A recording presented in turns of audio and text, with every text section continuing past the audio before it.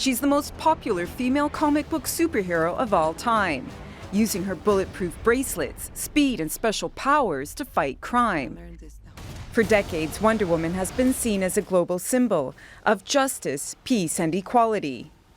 Now, the superhero has a new title, United Nations Ambassador. Her courage and strength is meant to inspire women and girls around the world. The United Nations announced the appointment last month at a ceremony also attended by Linda Carter, who played Wonder Woman in the 1970s television series.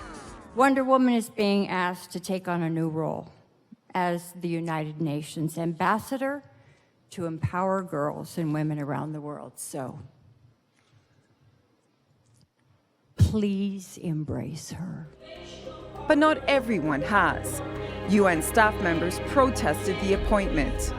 And more than 30,000 people have signed a petition saying Wonder Woman is not the right choice. We also don't think that a fictitious comic book character wearing basically what looks like a Playboy bunny outfit is really the right message we need to send to girls, or even boys for that matter, about what strong women are in the world. We think that is a toxic message to be sending. The UN has defended its decision, saying the Wonder Woman campaign will focus on what women can achieve together. But is a cartoon character the best choice for an international role model and the serious issues facing women worldwide? Christine Pirovolakis, The Newsmakers. Joining me now from New York is Shazia Rafi. She's a former UN staff member and a women's rights activist. And from London, we have Anna Smith. She's a journalist and film critic. Thanks both of you for joining us. Anna Smith, let me start with you. Should the UN have chosen Wonder Woman to be an ambassador? Well, I think the first thing to recognise is it's a role as an honorary ambassador, which is usually a fictional figure. So it's a kind of mascot role. It's not meant to be replacing real women.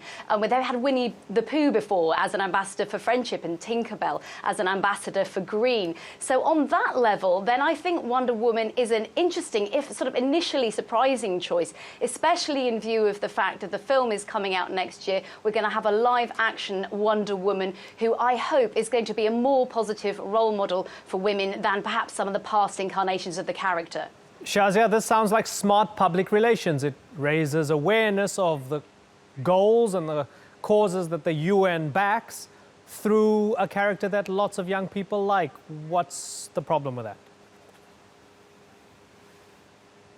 Well, there's a couple of problems with that. First, I just want to correct my title. I'm former Secretary General of Parliamentarians for Global Action, and yes, I did work at the UN decades ago as a consultant.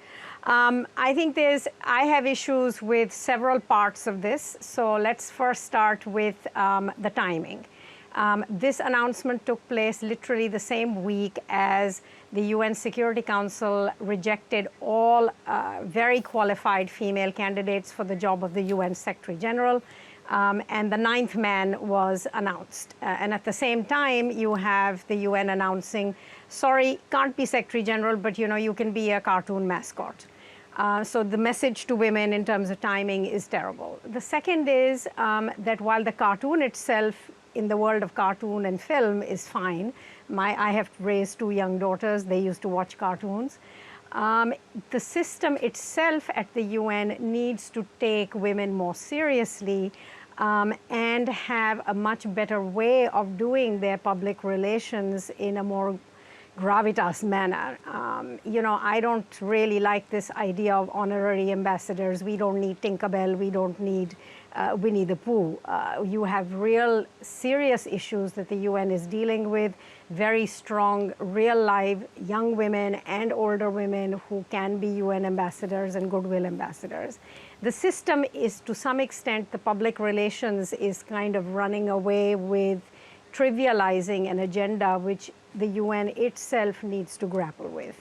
It's almost as if one cannot succeed at bringing peace to Syria, one cannot succeed at getting rid of gender-based violence in the middle of wars, one cannot succeed in getting rid of gender war crimes, so one is ending up going for a public relations agenda which makes, the system look good. And actually it has ended up totally collapsing on itself with this appointment. Right. Anna, are you convinced by any of that? Because when we look at the character of Wonder Woman, herself, whether it's the cartoon or the sort of physical embodiment of Wonder Woman as represented by Gal Gadot. I mean, you have a sex symbol, right? Her proportions are almost absolutely physically impossible for a woman. And Wonder Woman is a poster that's more likely to be up on the walls of a young teenage boy's room rather than a teenage girl's room. Do you accept that argument that here you have this her sex symbol status and all of that being used to basically they're trying to piggyback off the back of that success? I would dispute the assertion that it's more likely to be on a boys' wall, because I know many powerful women in very impressive jobs that grew up idolising Wonder Woman, and they saw her, as simplistic and reductive as it may seem as an adult, but they saw her as a young person, as a symbol of hope and as a symbol of, you know, okay, in a world dominated by men, in a superhero world that we see on the big screen till today, dominated by men, there is at least hope and there is at least a chance for a character who is female to triumph. And of course, the film is directed by a woman, and it's also going to be very much more about Wonder Woman as a symbol of peace, which is kind of why I can see why the UN have come on board with this. I totally agree that there are problems within the UN in terms of, you know, representation of women within the organisation, but I think I'm taking this as a separate issue, and as a film critic, I'm encouraged to see attention for a film which is at least kind of trying to redress some of the imbalance we're seeing in Hollywood. At the moment, there are only 1/3 of speaking roles go to women, so we need more films like this, and we need them to be championed and accessed by young women. Shazia, having been to a couple of UN events, they have the best of intentions. I would like to say some. Yeah, I'd like to say something. Okay, sure. Here. Respond, and then I'll ask you. Go ahead. No, hold on. I'd like to say something here. Okay, this is not about whether the film is inspirational to young women outside the UN itself. And I dispute the idea that the UN has come on board with it.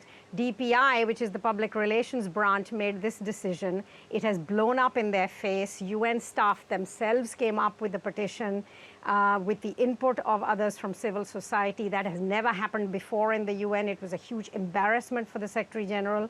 They had already committed to go ahead with that launch, so they did. At that launch, UN staff stood up, turned their backs to Wonder Woman.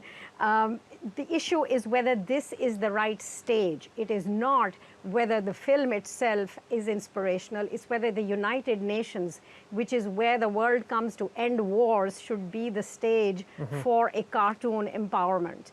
You know, there are superheroes that are men. Why is there not a mascot for the UN Secretary General himself?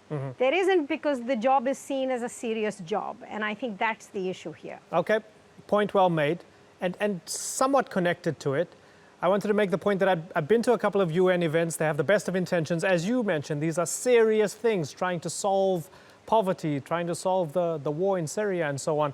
But there's often a sort of staleness when it comes to how to translate that message, particularly to the broader public. Would you maybe concede that this is the UN trying to think a little bit out of the box, and this is not too different to using the star power of Ben Affleck or George Clooney or Charlize Theron or Angelina Jolie in trying to help raise awareness of UN causes?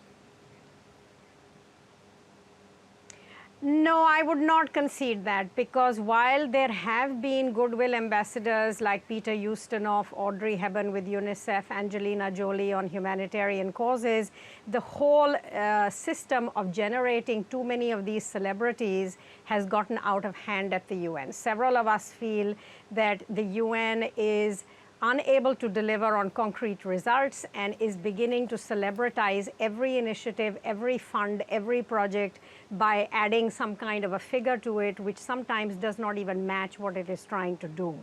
I mean, Ustinov, Audrey Hepburn, and Angelina Jolie built real credentials with their work itself on the ground as well. Not every other celebrity that the UN is using has done so. And I think it's the public relations branch of the UN running amok. Would you be convinced, Shazia, if Gal Gadot herself, as the actress herself, would you be more convinced or more willing to listen if she herself embarked on some of these projects and got her hands dirty? No, I don't think so. I don't think this is a matter of, you know, putting those poor actresses on the line and saying, you know, can you do something on the ground? This is an issue of saying, Here is an institution around the world that is, funded by our public dollars. This is not a commercial venture where, let's say, whether it's the DC cartoons or whether it's Hollywood or Bollywood, where their role is to create imagery that is inspirational to the public. Here is an institution which, if you remember, coming out of a terrible Second World War, was formed to save future generations from the scourge of war. That is what the UN Charter says. There is no way that any goodwill ambassador can make that happen. It is governments and those who hold governments accountable that can make that happen. And that is where the UN needs to put its time, its money, and its creative thinking.